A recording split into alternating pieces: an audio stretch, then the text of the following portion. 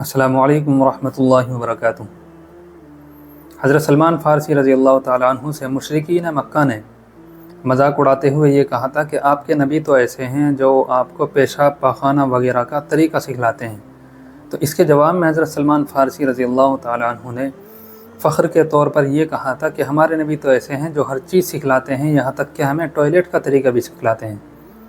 तो आगे फरमाया कि हमारे नबी ने इस बात से मना फरमाया कि हम जब टॉयलेट कर रहे हों तो उस वक्त में ना हम पीठ करें क़िबले की तरफ और ना अपना मुंह करें, यानी मुंह भी करना जायज़ नहीं है और इसी तरह पीठ करना भी क़िबले की तरफ जायज़ नहीं है। इसका भी ख्याल रखना ज़रूरी है कि जब कोई भी आदमी अपने घर में टॉयलेट बना रहा हो, बैतुल खला बना रहा हो, तो इसका ख्याल रखे कि आदमी बैठने वाला जब टॉयलेट करने के लिए बैठे तो ना तो उसका मुँह क़िबले की तरफ हो और ना ही उसकी पीठ क़िबले की तरफ हो। इसी तरह हज़रत सलमान फ़ारसी ने आगे फरमाया कि इस बात से भी हमें मना फरमाया कि हम सीधे हाथ से इस्तिंजा करें, यानी टॉयलेट वगैरह करने के बाद में सीधे हाथ से हम उसको साफ़ करें, नजासत को, गंदगी को साफ़ करें, ये भी मना है। अगर किसी को मजबूरी है उल्टे हाथ में, बाएं हाथ में उसको कोई तकलीफ़ है, उज़र है, तो फिर वो सीधे हाथ से कर सकता है। इसी तरह कुछ आदाब हैं जो टॉयलेट में जाने के हैं और टॉयलेट के वक्त में करने के हैं। सबसे पहले तो ये कि जब टॉयलेट में जाए तो आदमी टॉयलेट में जाने से पहले दुआ पढ़े, जो मसनून दुआ इस वक्त की मनकूल है। हज़रत ज़ैद इब्न अरक़म रज़ी अल्लाह अन्हु की से रिवायत है कि रसूलुल्लाह सल्लल्लाहु अलैहि वसल्लम ने इरशाद फरमाया कि जब तुम बैतुल खला में जाओ तो इस दुआ को पढ़ लिया करो, अल्लाहुम्मा इन्नी अऊज़ु बिका मिनल खुबुसी वल खबाइस। ये अबू दाऊद की रिवायत है। तो इस दुआ को पढ़ना, इसका फ़ायदा ये है कि चूँकि ये बैतुल खला और टॉयलेट वगैरह ये गंदगी की जगह होती है, नजासत की जगह होती है, और हुज़ूर पाक सल्लल्लाहु अलैहि वसल्लम ने इरशाद फरमाया कि जो ख़बीस मखलूक हैं, जिन्नात, शयातीन वगैरह हैं, तो इस तरह की जगहें ये उनका ठिकाना होती हैं, तो ऐसी जगहों पर वो बहुत ज़्यादा होते हैं। तो जो आदमी इस दुआ को पढ़ लेता है तो उनके शर से महफूज हो जाता है, उनका असर उस पर नहीं चलता, उनका बस उस पर नहीं चलता है। तो इसलिए इस दुआ को पढ़ने के ये भी फ़ायदे हैं।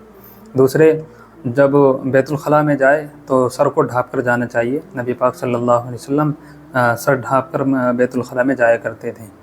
इसी तरह एक अदब ये भी है कि जब बैतुल खला में जाए तो जो उसने लॉकेट या अंगूठी वगैरह ऐसी पहनी हुई है जिस पे अल्लाह का नाम है या कोई आयत वगैरह या कोई दुआ वगैरह लिखी हुई है, तो उसको बाहर ही उतार कर बैतुल खला में जाना चाहिए। अलबत्ता अगर कभी भूले से ऐसा हो जाए कि लॉकेट वगैरह जो है कपड़ों में छुपा रह गया है और वो भूल गया है, तो फिर कोई हरज नहीं है। छुपा हुआ अगर है तो उससे भी कोई दिक्कत नहीं है। इसी तरह जिस तरह ये मना है कि आदमी ख़ुद क़िबले की तरफ रुख करके बैठे, ये मना है। इसी तरह पीठ करके बैठे, ये भी मना है। इसी तरह घर की जो औरतें अपने बच्चों को टॉयलेट वगैरह कराती हैं, छोटे बच्चे जो होते हैं, तो उनको टॉयलेट कराते वक्त ये भी ख्याल रखना ज़रूरी है कि जब टॉयलेट करा रहे हों बच्चों को, तो बच्चों का भी और अपना भी ना तो रुख क़िबले की तरफ हो और ना ही पीठ क़िबले की तरफ हो, इसका ख्याल रखना भी ज़रूरी है। इसी तरह टॉयलेट का एक अदब ये है कि टॉयलेट करते हुए बात न की जाए। नबी पाक सल्लल्लाहु अलैहि वसल्लम ने इससे मना फरमाया कि बैतुल खला करते वक्त दो आदमी आपस में बात करें। आजकल मोबाइल का बहुत ज़्यादा चलन हो गया है और किसी भी वक्त कहीं भी किसी की कॉल आ सकती है। तो अगर कोई टॉयलेट में है और उस वक्त में कॉल आ जाती है तो बेहतर तो ये है कि ना उठाए, और अगर उठा लिया है तो उसको बतला दे कि भाई अभी मैं बात नहीं कर सकता, बाद में बात कर लें। इसी तरह एक अदब ये भी है, और बहुत अहम अदब है कि टॉयलेट में जाकर अक्सर लोग बीड़ी, सिगरेट वगैरह पीते हैं, पान वगैरह वहाँ पर थूकते हैं। ये सारी चीज़ें मना है और मकरूह है, और अदब के भी ख़िलाफ़ है, तहज़ीब के भी ख़िलाफ़ है, और सफाई सुथराई के भी ख़िलाफ़ है। इससे बाद में आने वालों को तकलीफ़ होती है, उसमें बदबू बहुत ज़्यादा हो जाती है। और जो लोग पान खाते हैं, तंबाकू खाते हैं, वो वहीं थूकते हैं और थूक कर ऐसे ही चले जाते हैं, दीवार वगैरह पे थूकते हैं, कोनों में थूकते हैं। तो ये सारी चीज़ें अदब के और तहज़ीब के ख़िलाफ़ है, और ये चीज़ मना है, मकरूह है। इन चीज़ों से हमें बचना चाहिए।